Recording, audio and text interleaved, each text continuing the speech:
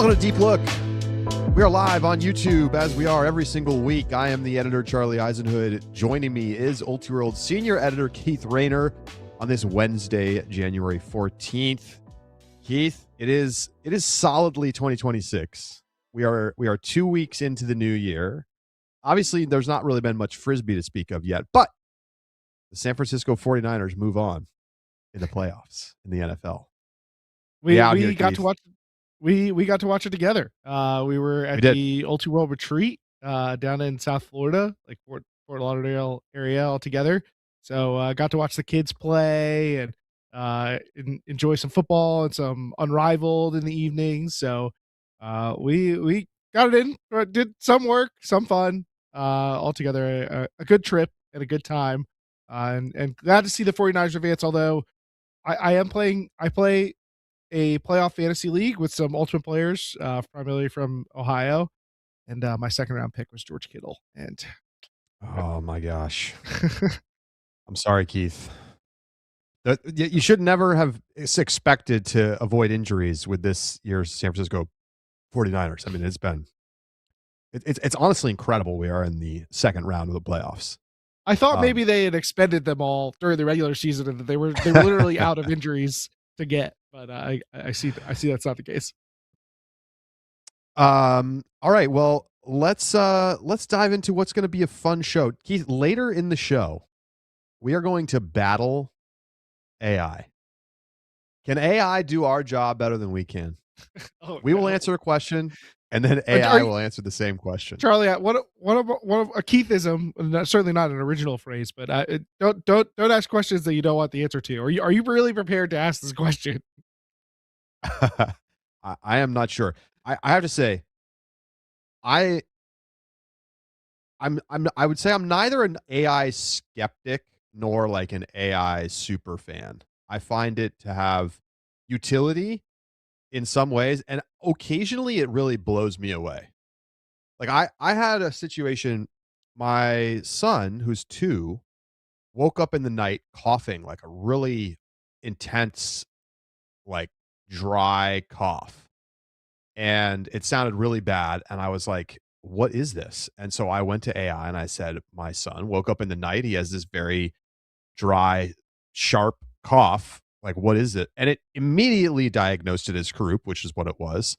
And if I didn't know anything about croup, I'd heard of it, but I'd never experienced it. So it gave the whole thing like, here's what you should try. Here's what you need to do. Here's what you need to, if you need to go to the emergency room, this is the reason, things to look for. We did ultimately have to take him to the emergency room. Unfortunately, he was fine. But I was just really impressed that like in 20 seconds, it can like give you extremely useful information in some situations. So, but that said, it's not going to beat us, Keith. And this is just too challenging of a task for AI, I think. Talk about ultimate Frisbee. We're going to find out for real, and the listeners will be the ultimate arbiters of if we get replaced or not. Hey, it's cheaper to have AI do the show. All right. Before we get to that, though, it's time for our trivia question of the week.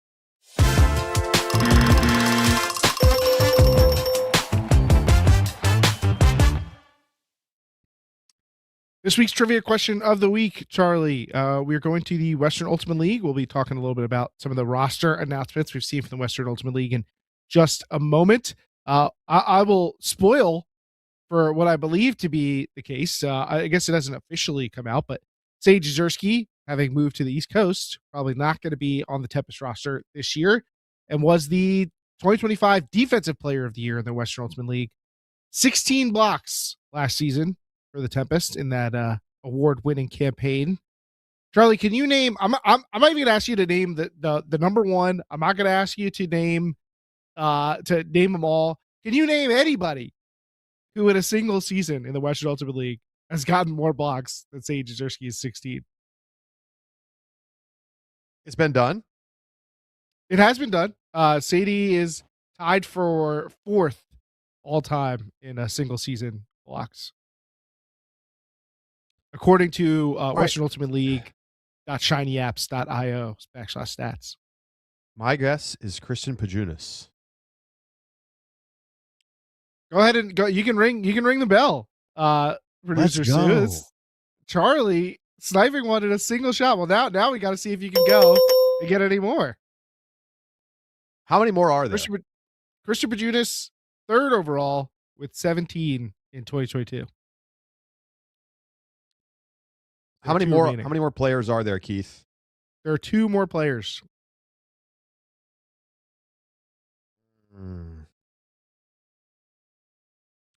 Somebody on Arizona, but who played D?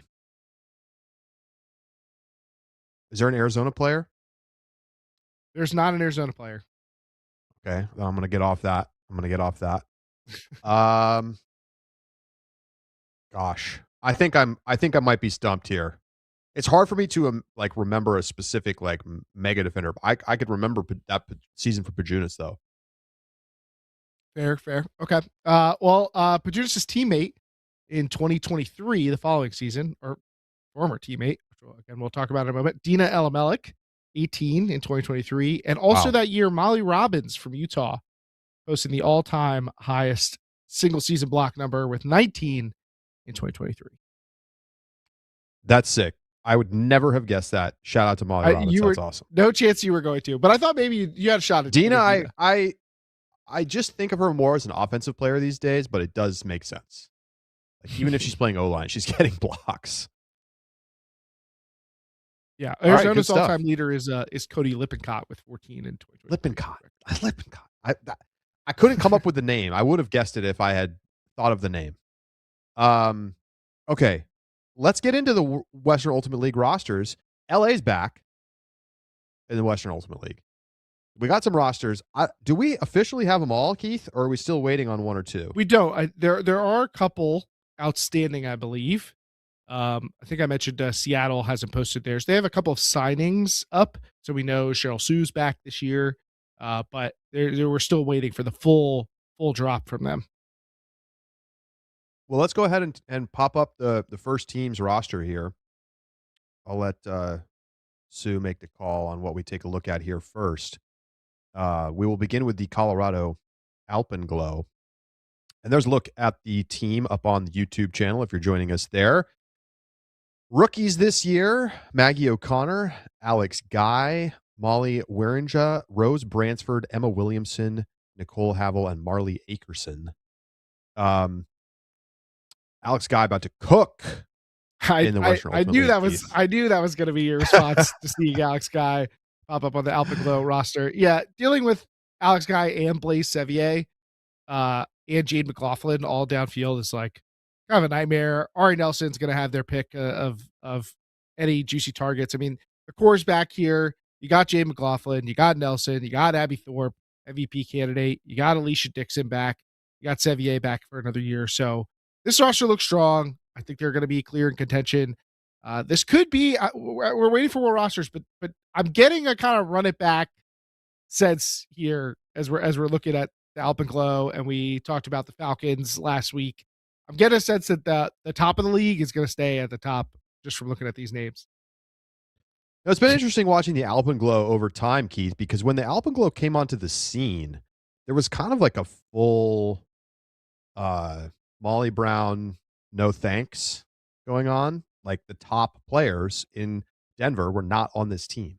That has increasingly changed. Now, it's not 100%. It's not like this is like the absolute dream lineup you'd make, but many of the best players in Colorado are now on this team.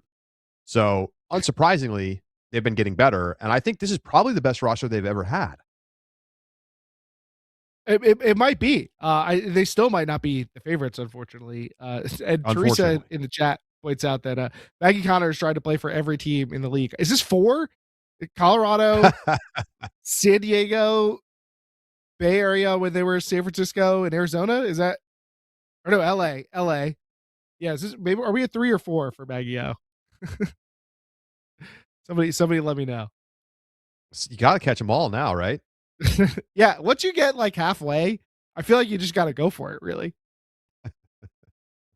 Danny Tran is the practice player liaison.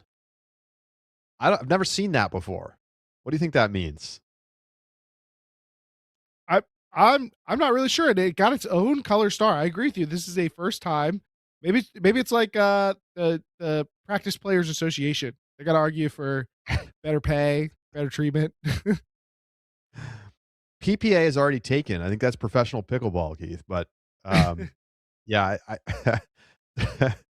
we're gonna have practice player squared soon. You only get to come to some practices, not all practices. All right, let's take a look at the next roster. This is the Arizona Sidewinders. Unfortunately, some screenshot issues here, but the rookies: Kristen Reed, Aislinn Behan, Megan Kirchhart, Maya Melner. Melner? Yes, they're Uh, Charlie. There are two Melners, to my knowledge, in the league this year, and they are on different teams. 2 of 3. We didn't even get the full set, Alert. I don't think, and they're not on the same team.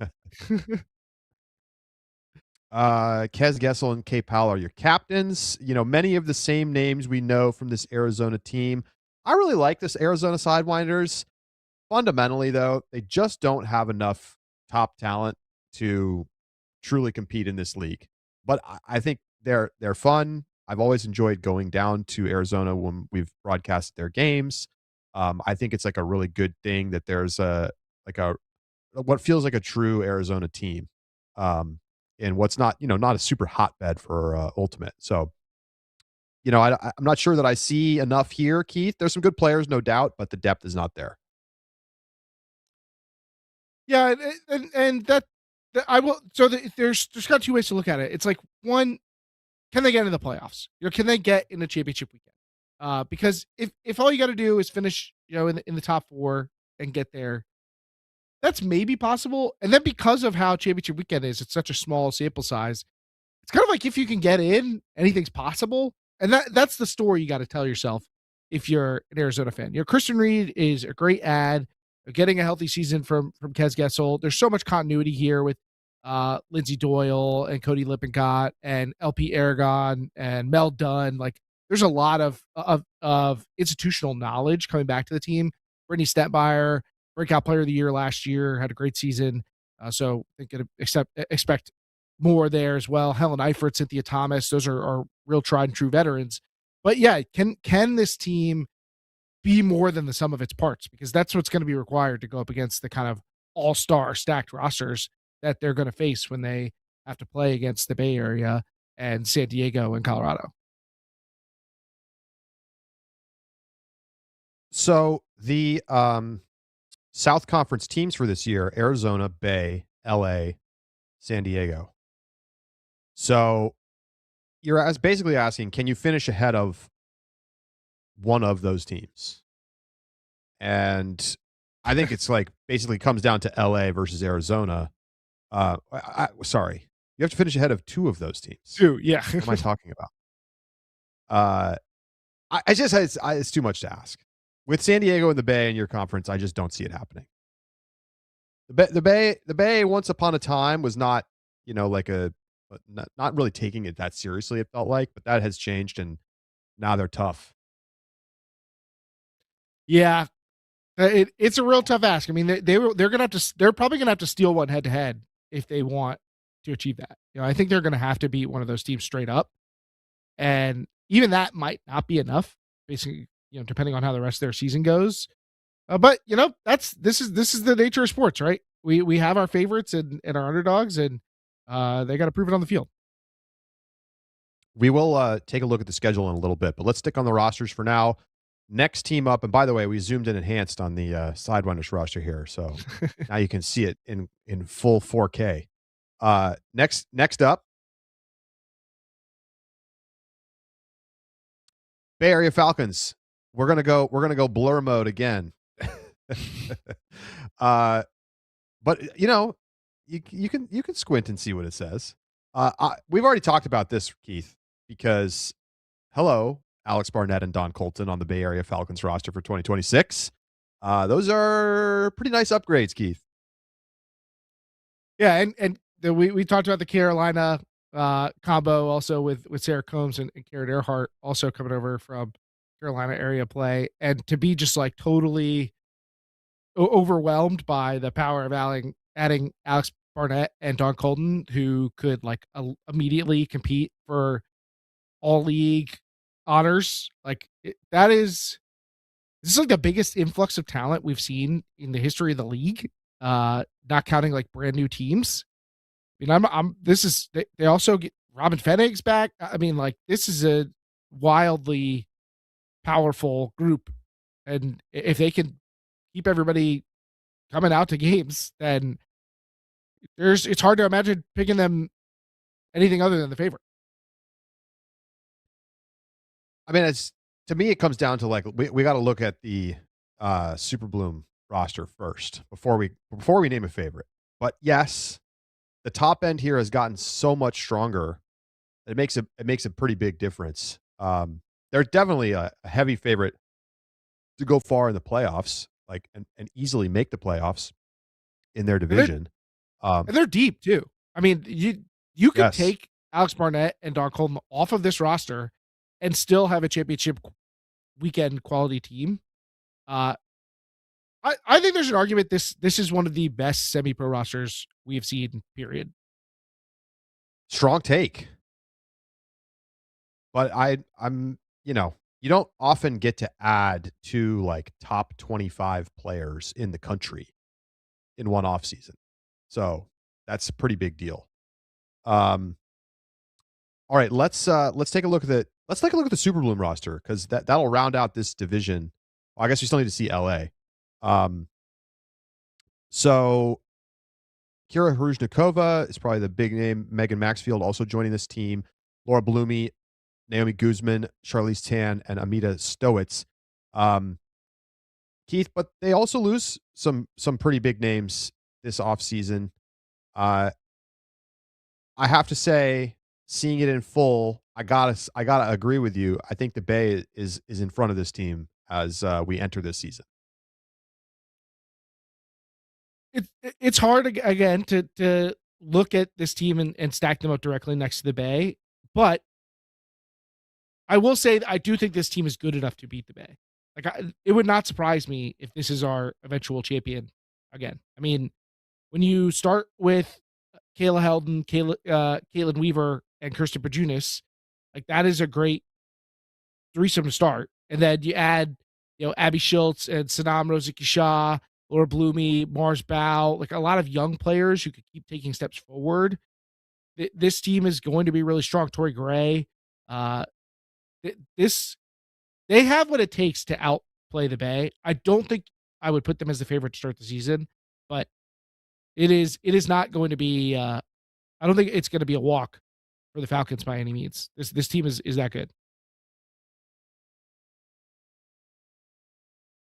It's always the case that on any given weekend, an away team can struggle to get a win against anybody in this league. I mean, remember, we're not that far away from the Western Ultimate League being like the parity league where everybody was like getting crazy wins right and left. Now, it feels like we've kind of moved away from that a little bit. I also just want to say I really like this roster release graphic. Very nice. I like the little flowers. Good vibes overall. So yeah, I'm excited to see Laura Bloomy playing. I think she's been such an exciting college player. I think she's going to excel in this format. Um, but yeah, I hear you, Keith. But I still think that the Bay's talent level is a pretty big deal. But hey, you know what? With Kayla Helton on the field, anything is possible.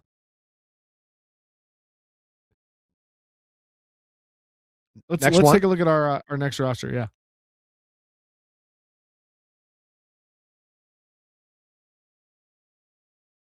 LA Astra.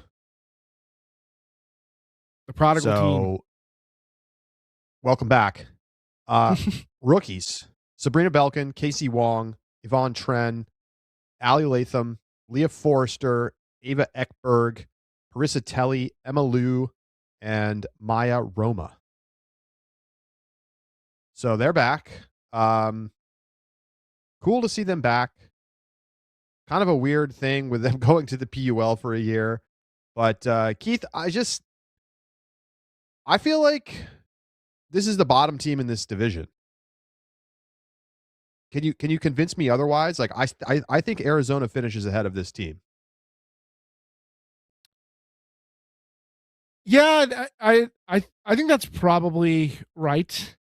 Um, Avalon Agawa, Sophie Havernack, Steph Pritchard, Chip Yen, all back. Aaron Kramer could see another step forward there. Violet Way, Carly Steiner. So there's pieces here, but again, I feel like this team maybe has a little less depth than Arizona with a similar level of top end.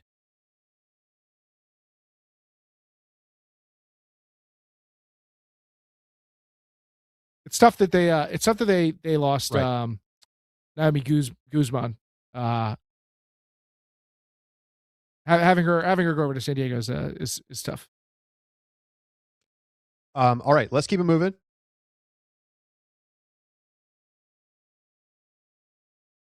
Here is the Oregon Soar. And what does the 25 mean?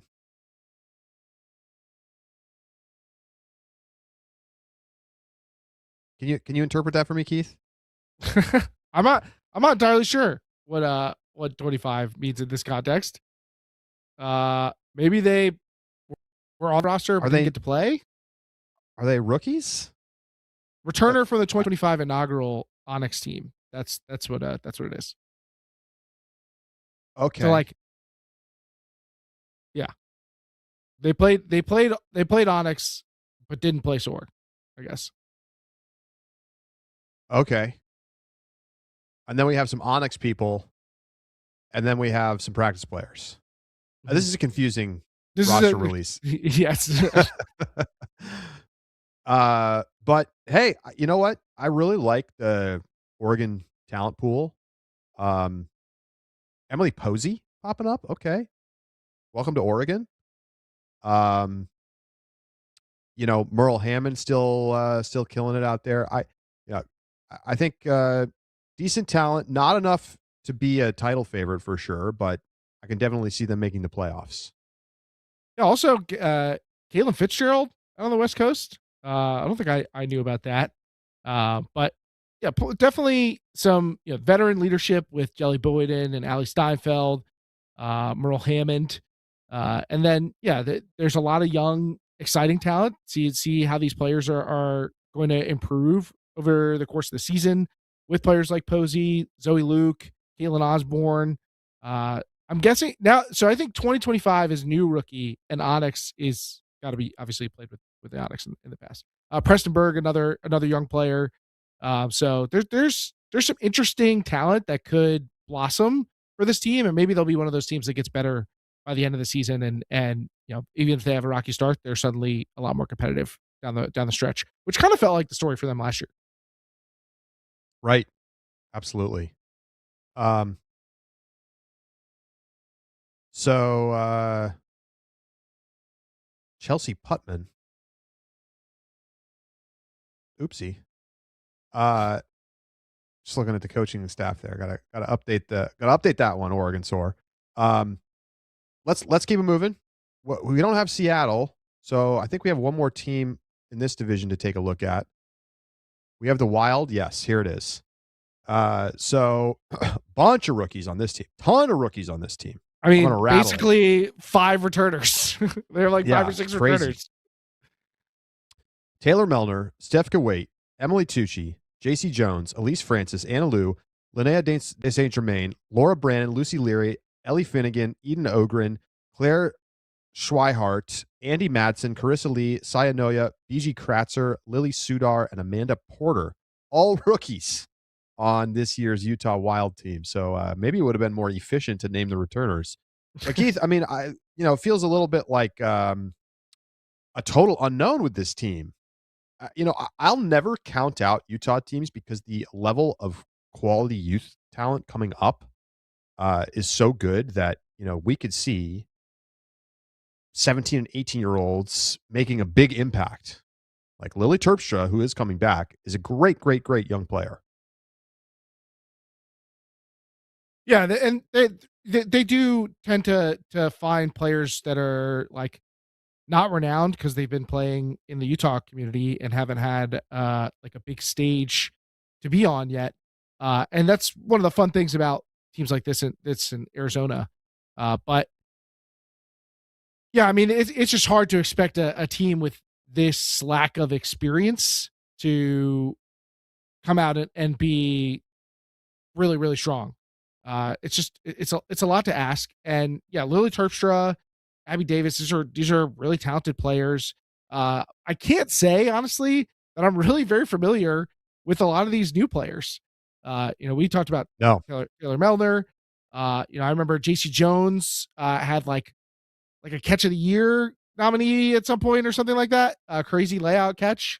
But a lot of these players I'm unfamiliar with, so it does feel a little bit like uh, a a team full of unknowns that I don't think they're unused to that. I think that's kind of what the Wild have had to deal with over the years, and I think they kind of enjoy being the underdogs in that sense, being like, oh, people don't know what we're about, but we're going to show them. They take a lot of pride there, but tough to ask to compete with teams that have a lot of elite club and Western Ultimate League backing already.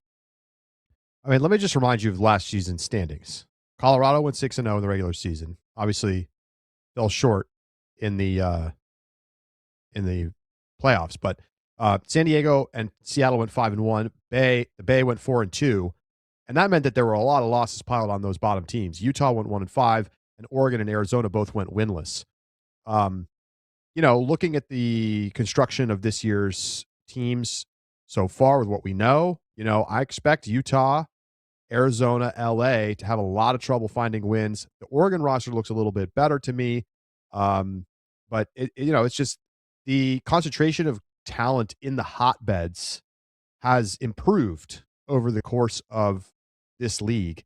And that means that it's just getting harder for these smaller markets to really compete, especially when they're not getting all of the best players in their market on the team. And you're seeing Now, people like decamping for other teams, even if they maybe live in one of the smaller markets. now, if you did want to paint like a pretty picture here, a lot of their top producers from last year are back. You are talking about Cass Williams and Abby Davis and Lily Terpstra. Those were like three of their best players last year. Carrie Shelke has been strong for them. But they lose Kira Kruznikova. They lose Ava Hayes, who are also two of their top producers. I wonder where Ava Hayes has gone. That's another young player who I think you expect to take a step forward. Amy Norris, Corey Bigham, also consistent presences for them last year. But when you return a bunch of your top producers and they're all like under 25, those players can get better. And so if the new depth is better than the old depth, maybe the team takes a step forward. That if you wanted to paint an optimistic picture for the Wild, I think that's the story you're telling yourself. Yeah, I mean, I do think also coaching has a lot to do with success, especially in the pro leagues. And so we might be surprised to the upside. You never know. I'm generally very positive on the outlook for Utah Ultimate over the next 10 years. All right. Now, I think Charlie, we have a couple of Charlie, you're on the mountain a lot. What is the icon next to the rookies' names? Is that some sort of skiing thing, or is it a mountain peak? And what is the little black? You don't know what that is? Let me know. It's an arch. Okay. Arches National Park. I've been to the arches. I think it's probably that's what it is. Delicate Arch. Delicate Arch is my guess. But I've been to Arches. It is beautiful. My wife and I took a road trip cross country when she moved from Oakland to Connecticut, and yet, we Keith, stopped at Arches. and yet you don't know what that is. You're asking if it's a skiing thing. It's thought it might Steph be Curry's like mouth guard, Keith. I thought it might be like a Black Diamond path going down a mountain or something, which would not make sense for your rookies. Yeah, for the record. That's your skis going wrong way, Keith, going to the outside. When's the last time you see me going down on the mountain in that fashion? Come on, man. Well, we went on a ski trip together. Was that before COVID? Man, yeah, it's been a while. And I can hold my own. If you're trying to get back out there, though, I'm trying to get up to Vermont at some point this winter if you want to go skiing. No, let's go to Utah, bro. Let's catch a wild game. We'll go skiing. You want to go to Utah? All right. I'm not going to say no. Book it. Hit us up, wild. Let's arrange it. Former Wild coach Michael Aguilar out there would definitely go skiing with us. All right. I think we have some players from Seattle to take a look at. We don't have a full roster yet, but we've got some signings. Take a look. Cheryl Sue signed. I don't know what's going to happen with Seattle, but I'm sure they're going to be solid. Yeah, there's way too much talent in the area for them to like not be good. Whether they'll be a contender is a different question. I'm like I said, I'm expecting them to lose Sadie Jersky, who was their best player last year. But they could get back Anna Cucci, and Drea Baroma's back. Lauren Page was really strong for them last year. Lexi Garrity, Linnea Sue. We'll see how the roster plays out from here. But getting back Cheryl Sue and Icky Elmy, another one who I'm sure we'll be waiting to see if Icky will be back this year after an All-Star year last year. I mean, those are key pieces, but they always manage to fill out with a lot of good depth. I expect nothing different this year. All right, Keith. Well, from what you've seen so far, pick your playoff teams and your champion. All right. I think we just got to go chalky here. I mean, I got to take the big three as I'm framing it for this year. So the Bay, San Diego, and Colorado all to make it. Do I see a surprise? I think not. I think I'm going to go chalky and have Seattle be the fourth team. I'm going to take Oregon. Okay. I feel like I see enough on Oregon, and like the Seattle signings so far are not exactly like earth shattering. So I've got Colorado and Oregon out of the north. I've got the Bay and San Diego out of the south. And Keith, got to give me I'm taking the Falcons. Come on. You have to.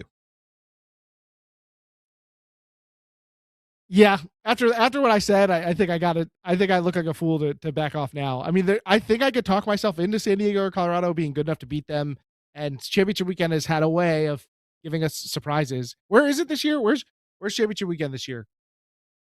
We know Let's that see. Locations TBD is what's listed on the website. Oh, that's look. Come on, the home field advantage has played out very well. I know last year it was a little different, sure but has. it is the team that's playing at home has always done quite well. So if it's going to be in Colorado or something, I may be switching my pick. But for now, I think I got. Let's take a quick look at the schedule. We've got the full schedule for the league. They are playing. I really, really like this. We mentioned this before, but I'll say it again. You play 6 games against your conference opponents, home and away, and then 2 cross-conference games. I really like established, normalized schedules. I think it makes it feel more fair. It makes it feel more like you're getting sort of setting up these rivalries properly. And it doesn't, I mean, obviously some teams are going to have it worse than others, depending on which cross-conference opponents they play. Like if you get the bottom 2 teams in the other conference, that those could be 2 free wins. And if you get the top teams, you might miss playoffs because there's only 6 games. There's now 8 games. So, it's still like a heavy impact from those individual games. So anyway, I like that, we're back to an 8-team league. Anything stand out? We get the opener, Arizona, Utah, San Diego Bay, and LA Bay on the opening weekend. Well, the thing that stood out to me is that excuse me, San Diego, their crossover games are against Colorado and Seattle. So that's about as tough of a draw as you can get. Smart. That's just smart scheduling, and that's basically how the NFL would do it. Like the top teams play the top teams from the previous season. Yeah, but does the Bay have that type of schedule? I don't think so. Let me see where the Bay is playing across. They play Oregon and who's their other cross divisional matchup? Colorado. They get Oregon and Colorado, which could be, if you're right, and Oregon's even better than Seattle. Maybe that's the tougher draw. True. But yeah, keep an eye Uh, out for the cross conference imbalances, but also the larger schedule. We'll see if that has an impact on teams. I think if a longer season for more games probably benefits the best teams more, but we'll see. all right. Well, looking forward to the season. We are just under 2 months away from the opening game. We are, by the way, looking for a new host for our Double Overtime podcast about the women's semi-pro leagues. Sasha Vogel has to step away this year, unfortunately, but Jenna Weiner is back, and we're looking for someone to co-host the show. So if that sounds like might be you, send us an email. Where should we have them send the email? Probably editor@ultiworld.com is the best email to send it to. Don't be shy. If you think you would enjoy hosting a podcast about the PUL and the WUL, we would love to hear from you, even if you've never podcasted before. So give us a shout at editor@ultiworld.com. We're going to take a quick break right here on Deep Look. When we come back, it's us versus AI. Can we defeat ChatGPT? We're going to find out.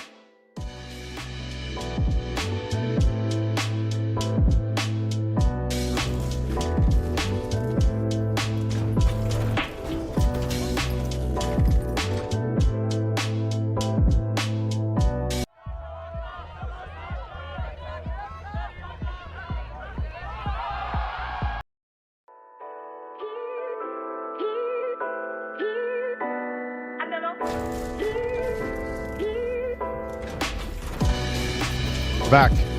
Deep Look continues, and it's time to battle against artificial intelligence. Keith, you could basically ask AI to do a whole Deep Look episode. I'm pretty sure. I was hoping you wouldn't find that out. So I actually have not been here. Just reading the script. By the way, give me. Yeah. By the way, Matt Jackson says terrible snow in Utah this year. I mean, it's been a tough year for the West. I was just looking because I'm going out to Colorado to ski in February, and like they're at like 50% snowpack compared to average. It's really bad. When's the Winter Olympics? When does they're it coming start? up soon, right? It's very soon. Maybe we should have tried to Cortina. February 6th. It is February 6th, so we're less than a month away.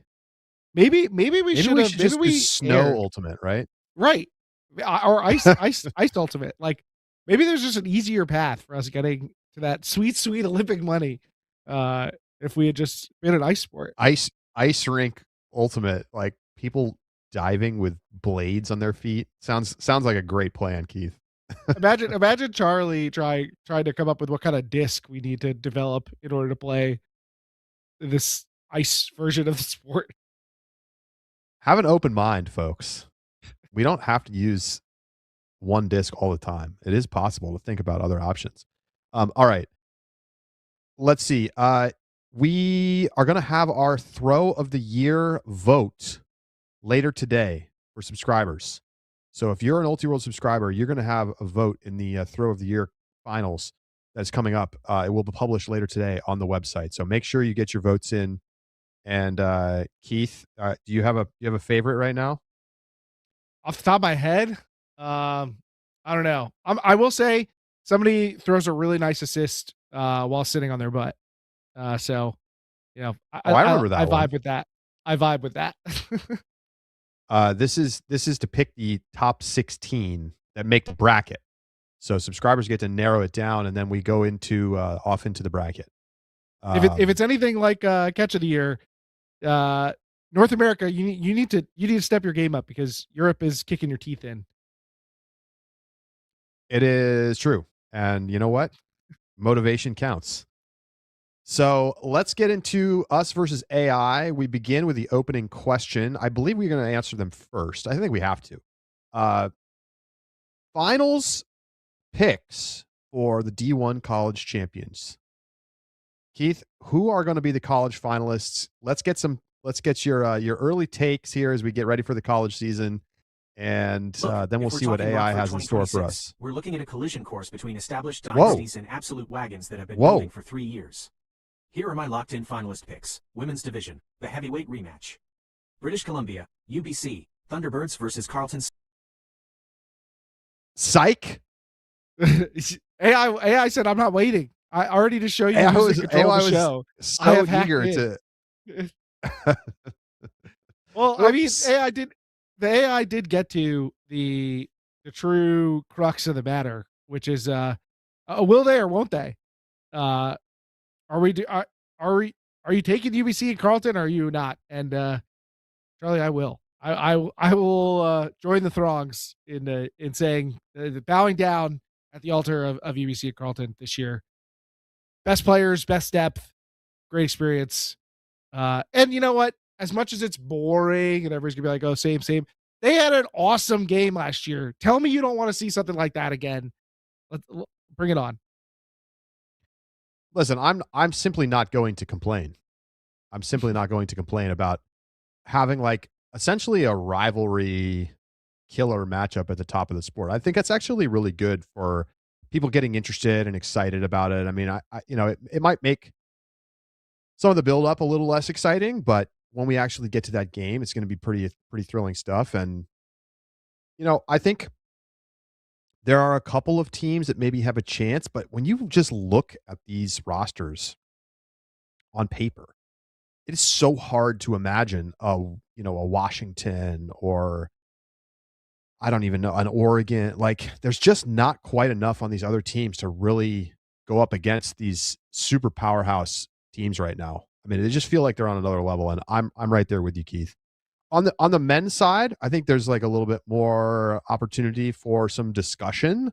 Um, Carlton very likely to be the favorite again, considering how much returning talent they have. Colorado looking fantastic once again.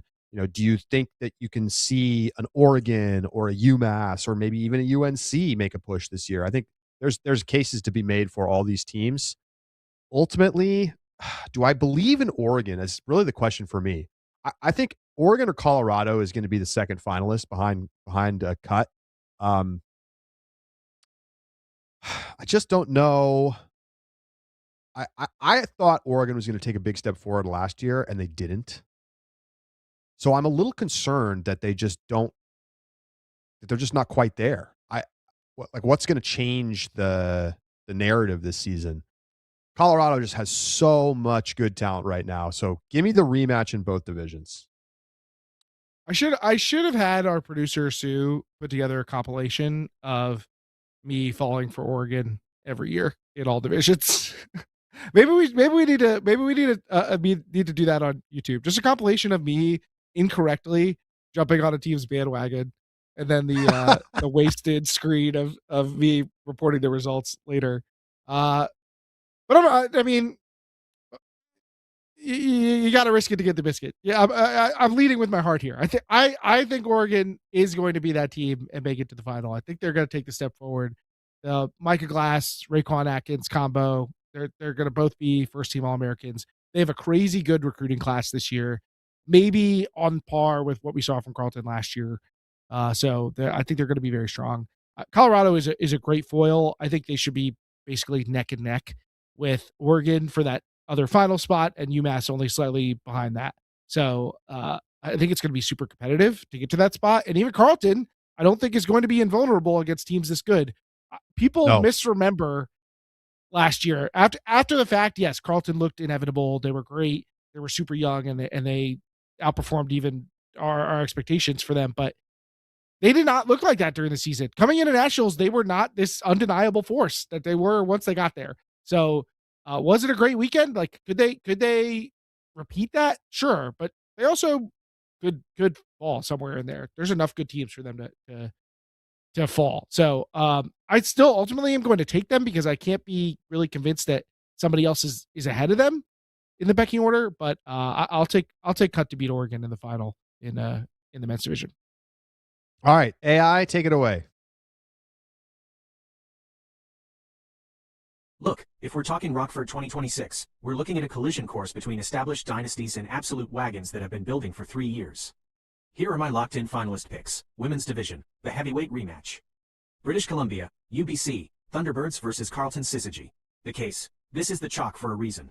UBC is essentially a semi-pro team at this point. Oh God, They return Mika sounds Kawahashi, just like the us. preseason player of the year favorite, and a supporting cast of Ella Bolin and Amelie Marshall that is just unfair. Except for absolute dominant wagons, in yes, Teresa. I don't know 2025 what and haven't lost a absolute step. wagons means. The challenger, this Carlton context. is the only That's program usually with the depth used to in a match different UBC's context, track meet Keith. style. Yeah. They fell on Universe Point in the 2025 final, and with a monster core including Shigal Gelfand and Chloe Hakimi, they are the only team I trust to survive the bracket gauntlet. The spoiler, watch out for Washington Element. Lauren Gadu is a game changer, and they have the high-end talent to ruin someone's Monday if they get hot. Men's division, the New Standard versus the Machine. Carlton Cut versus UMass Zoo Disc.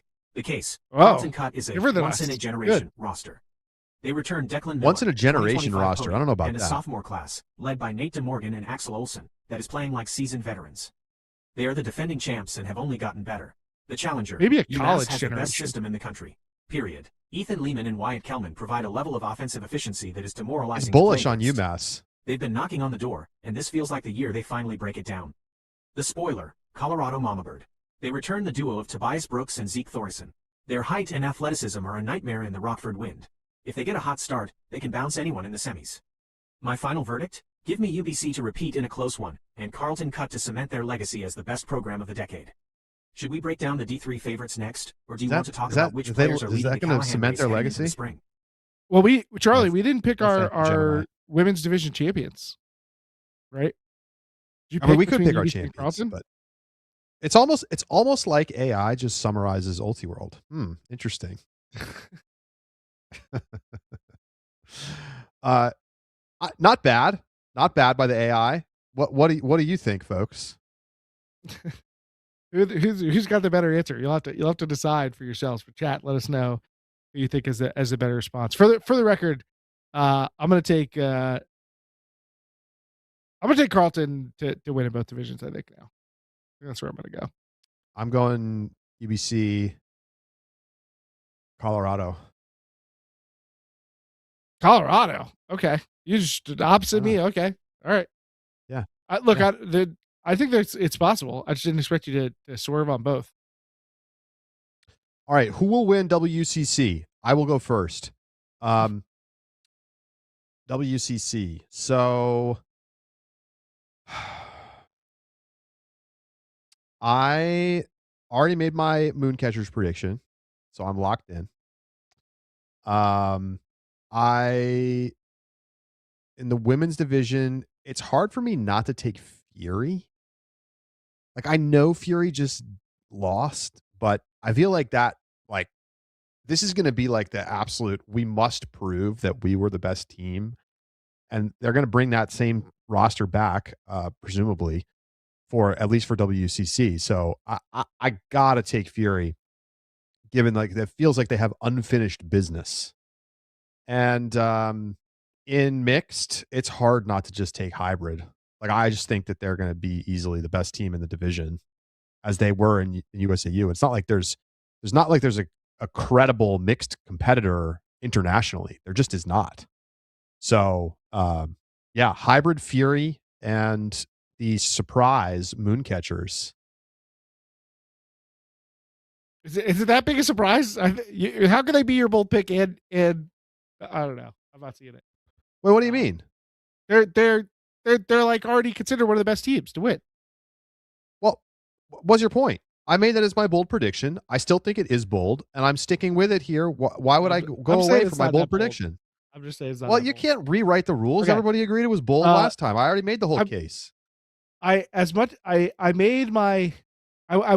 the shame upset during our nationals picks last year. And honestly, I still think there's a path to them winning that game that they lost. Still think they could have pulled it off. They did not play super well. So I'm gonna go with Hybrid. I think that's the most sure of the divisions is that Hybrid is the most likely to win the mixed division. In the women's division, I just have trouble feeling like I can build a really good case for which international team could score an upset. If it is going to be like a Moon Cup or a Jinx or Makana. I'm just not sure that I get there. So I'm kind of like picking from the US teams. And I agree with you. I think I'll take Fury in the revenge spot. They've got something to prove, and Fury with a chip on their shoulder is a dangerous thing. Open division, yeah. I really don't know. Open division, I'm having trouble. I don't know who's going to be on Machine. I don't want to copy you and take Mooncatchers, but I think that's what I think that's what I'm going to do. Wow. I just don't think Revolver is going to be that motivated.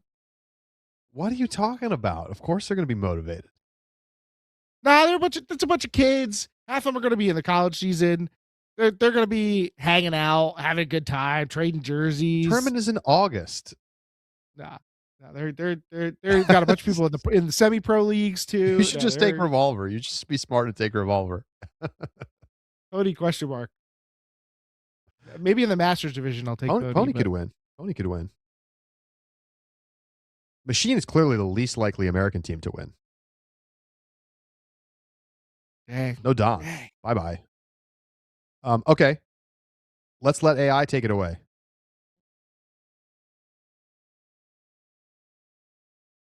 Limerick 2026 is going to be a bloodbath. With the tournament moving to Ireland, we're looking at a different set of conditions, potentially more wind and rain, which favors teams with high-efficiency systems over raw athleticism. Yo, why is it talking podium, like a nose ball more than we do? It is impossible to bet against the most consistent dynasty in the sport. After falling short at the last few major international events, it literally events, says revenge tour. Did they just? They've managed their roster transition perfectly, blending legends like Carolyn Penny with the next generation of wait till it gets to the team that's threatening them. Molly Brown, Denver. Oops. They are the defending WUCC champs and have the international experience, but Fury's depth usually wins out in an 8-day gauntlet. Yeah, but they didn't qualify. Machine, Chicago. I'm calling it now. This is the year Machine breaks through on the world stage. They have been the most consistent big game team in the U.S. for the last 3 cycles. They have not. With Joe White playing at a literal god tier level and AD line. Okay, wait. Joe playing. Wins. The Limerick conditions play right into their hands. They're going to be crazy. The threat. Mooncatchers, Belgium. Playing on European soil, the Moons are going to have a massive home crowd advantage. AI taking a fat L here. Mixed division, Seattle Mixtape. In mixed, also did not qualify. Mixtape has both in spades. They thrive in the chaos of a world championship, and their ability to transition between match and zone looks will feast on international teams that aren't used to that level of tactical flexibility. I mean, that's not totally wrong, except for them not being in the tournament. Australia. The Aussies have been closing the gap in the mixed Manly division Mosh, for years. of course. If any team is going to pull the upset in the final, it's them. The bottom line, expect the U.S. to take 2 of the 3 golds, but don't be surprised if a European team like Mooncatchers or GRUT crashes the party in the finals. Do you want to dive into which European teams have the best shot at an upset, or should we talk about the PUL season preview? Wait, why is it talking about Mooncatchers and Root when it didn't talk about them at all in the other stuff? Manly Mosh. Oh no, I guess it talked about Mooncatchers. But... Oh no. All right. Well, we're going to keep our jobs here. Laura Oshlin in the chat says Revo erasure. Well, Revo is just not the same team that they were the last time they won this tournament. Maybe it's the most dominant. Makana taking away all the top players. Tough. Is Molly the defending WCC champs? No, they are not. They are not. There were many things that were a problem there. Mixtape didn't even make nationals. That's so hilarious. Okay. The AI might as well have been like, I think that the Boston Celtics are going to win the. Like, what are you talking about? All right, Keith. Who is the GOAT?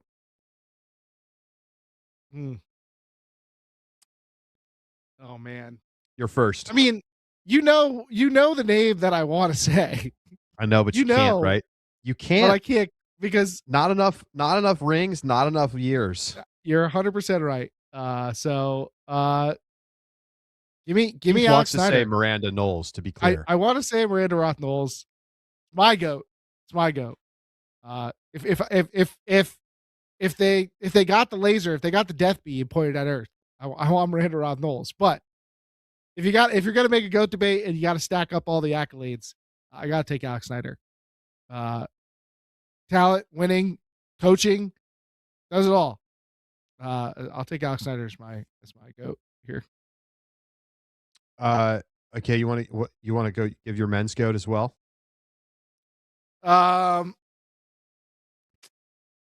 Yeah, that's harder.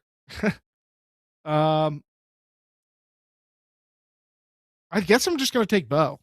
I think that's where he's like also has the combination of just like ridiculous, unmatched accolades. He was the most dominant player in the sport for an extended period of time. I'll take Bo. I think that's the chalk there. I'm taking Alex Snyder as well. Um, It honestly feels a little hard for me to come up with somebody better. I remember being skeptical of career Alex Snyder, being like, I don't know, lost a step. Just don't think she's got it anymore. And then they went back to Sarasota, and it was just like no one had an answer. Um, the longevity, the absolute skill at the position that established what it means to be a center handler. Um, the rings. I mean, just an insane career. I'm going to take Kurt Gibson, though. I hear you on Bo. I obviously there's a great case for Bo. Kurt's versatility and his ability to play both ways and in sort of all facets of the game, including throwing, like that level of skill has just never been matched. And it's not like he doesn't have rings. I mean, he literally would go to teams and win them championships. He did it multiple times. He won rings with how many teams? I mean, it depends on whether you count the years that he won international tournaments with Revolver, because they would like pick him up Right. just for their Worlds run, because you could like grab one or two players back then. But he won with Bravo, he won with Ironside, he won with Double Wide. Is that it? Is it those three teams, or am I missing one? I mean, it's just, to me, like, he was like the best player for a couple of years as well. Like when Bo was the most dominant athlete ever to play the game, but I don't think he was the absolute best player to ever play the game. So I'm going to give it to Kurt. Let's see what AI says. Nora Luloff incoming from AI. Calling it here. Look, the GOAT debate is the fastest way to start a fight in an ultimate Frisbee circle, but since we're auditioning for Deep Look, let's cut through the noise. Here is the 2026 definitive breakdown. The men's division, the tail of the tape. Bo Kittredge. He's the undisputed king of the winning category. We're talking 6 USAU club titles, 5 pro titles, and a stack of World Games golds. For a decade, he was a physical anomaly who changed the gravity of the field. If your metric is, who won the most, it's Bo. Jimmy Mickle. Good if take. You want the most skilled player ever, this is your guy. Mickle has the most complete toolkit, elite hucks, unstoppable breaks, bold. and the ability to carry an entire offensive system. Jimmy is the most He's the only one who can match Bo's resume while doing 10 division. times the heavy lifting with the disc. The old school pick, Mike Grant. Ask anyone who played in the early 2000s. Mike Grant was a a 5-tool player before that was even a term. He dominated legends like Alex Nord and did it with an effortless style that people still talk about in hushed tones. The women's division, the triple threat. That was ball Alex knowledge Snyder, right there. the greatest quarterback in the history of the sport. She was the brain and the arm behind the San Francisco Fury dynasty. Her vision redefined how the handler position is played. Dominique Fontenette. If longevity is your GOAT metric, Dom the Bomb wins. She was a top 3 player in the world for nearly 20 years across multiple divisions. Someone in the Her chat peak was as high as anyone's, and she stayed there longer than everyone else. The modern titan, Manu Cardenas. It might feel early to some, but what she and her sister have done globally, dominating the PUL, the WUL, and the international stage, is unprecedented. She is the most unguardable player in the history of the women's division. The podcast verdict? If I need to win one game to save the planet, I'm taking Jimmy Mickle in the men's and Alex Snyder in the women's. One is the ultimate weapon, the other is the ultimate general. I don't know, Keith. Mickle being included in the conversation is not unreasonable, but it's hard for me to see that he has surpassed Jimmy, Kurt, or Bo. Kurt didn't even get name dropped. Yeah, bad. Although I stand by that Mike Grant's a real ball though. Mike Grant is the kind of person that if you go and ask people who the guy was, they're like, oh, you don't know because he played in Canada, but it was Mike Grant. So that's kind of a ball knower take right there. I mean, Mike Grant is an absolute monster. There's no doubt about it. But what will the history book say on Jimmy? I feel like it's, like watching Jimmy right now, like he's struggled for a couple of years. Let's be honest, right? To not make the national team, to like kind of struggle this season, like when he had his opportunities, like he was not playing particularly well. But, the highs of Jimmy's career were electric. I mean, absolutely electric. I mean, that game you called Pony Sockeye, like that's one of the great Jimmy games of all time.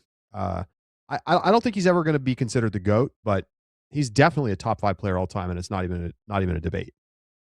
Yeah, nobody holds the wizard years against Jordan, so I'm not going to hold what I think is the tail end of Jimmy's elite career against him here. All right, well, what's the final verdict? I think honestly, AI doesn't do terribly, but as is usually the case, it just sometimes makes up complete nonsense. Also, to be fair to AI, figuring out what the heck's going on at WCC over the years is like pretty hard. So I know a lot of human beings that can't do that. All right, well, let's get to our mailbag question of the week. Keith, what do we got? All right. This week's mailbag question of the week. I think we have a bit of a longer one here. So I'll just read it to you, and I'm not going to summarize here. Do you think by 2030 we will consistently see the same teams at college nationals in both divisions? No more shakeups, no more miracle runs on Sunday, just a straight stratification of the top teams from the rest. Like the same 19 teams. Metro East will probably still be random because that region will never be good. Why? Come on. Why you got to parenthetically take a shot? Go to nationals every year. My reasoning is that more youth players keep coming to college with immense impact combined with all the improved media coverage from college and club and UFA, that the kids are going to still want to go to high-profile schools to play Frisbee. I also see people starting to choose schools based a lot more on Frisbee than just school, since there's more of a presence online of top players making Frisbee their main thing. Also, you can't even get a real job out of college anymore, so might as well play Frisbee. This is clearly a young person who's still in the midst of applying to college. But yes, okay. That is the full question, and the thrust of it is to give you a recap. By 2030 will we see just the same teams be the best teams in the country and make nationals each year?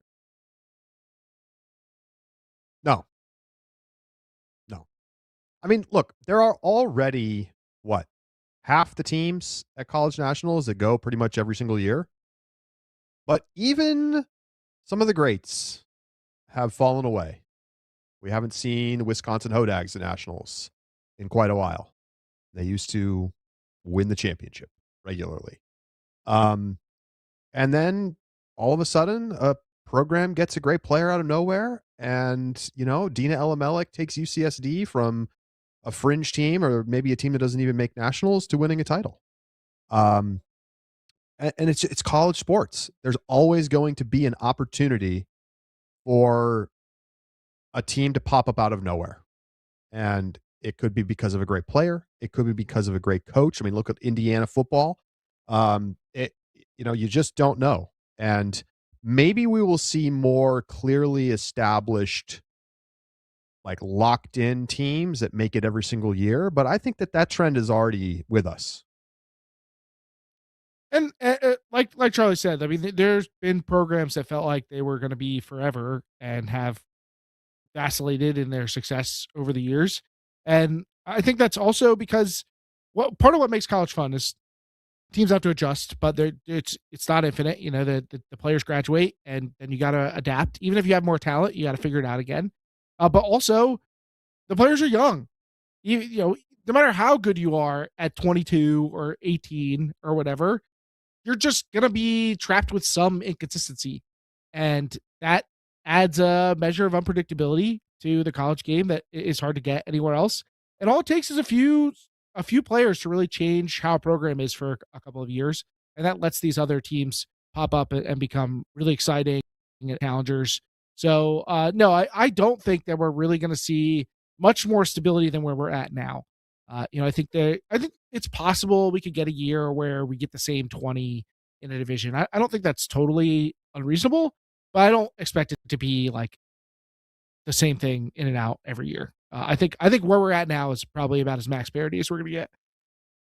Yeah. I mean, the schools that do the epic recruiting that's happening right now, I mean, they've done this for a long time. It's not like Carleton getting great recruits is anything new. They might be in a particularly good wave right now, but it's not like this is not something that's been happening from Seattle to Carleton for the last 20 years. I mean, this is the thing. This is not new. Remember when we were talking about like, is the North Central over? Like 10 years ago. Oh, Yeah, man. people don't realize Carlton. I know now it probably feels like Carlton went through some they're lean great every years. They year. missed had some lean nationals. years. Yeah. Oh yeah. Oh yeah. So, I think there's likely to be, your UNCs, your Oregons, your Colorados. Even like they're going to be in nationals every in year. both divisions was like a regional level, like trying to get to nationals team 10 years ago. And now I think though that they're established. undeniable, but yeah, they're established because they built a program through a combination of recruiting, great coaches, and obviously finding some tremendous talent. It's not like John Nethercutt was not like some superstar youth player. I'm pretty sure he started playing in college. Well, I think that, yeah, but I think that Dina Elamelek started playing in college. Like these iconic players can just pop up. This letter though comes from a modern time where like part of what they're arguing is that in the future, because so many players have youth experience and high level experience, that those players are going to become fewer and far between, which is already feels like it's the case. There are fewer players at the top of the division who started in college. That's what it feels like. But I don't think that, we're not at the point where there's so much going on at the high school level that you can't just have players suddenly emerge in college. So, all right. Thank you everybody for tuning in. That is going to do it for this week's show. Don't miss our subscriber bonus segment, Out the Back. It's live in the Discord. It happens every week. And we will join you over there in just a few minutes. For Keith Raynor, I am Charlie Eisenhood saying so long. We'll be back with you next Tuesday in our normally scheduled noon Eastern time slot next week. Thanks, everybody. Talk to you then. College season coming up.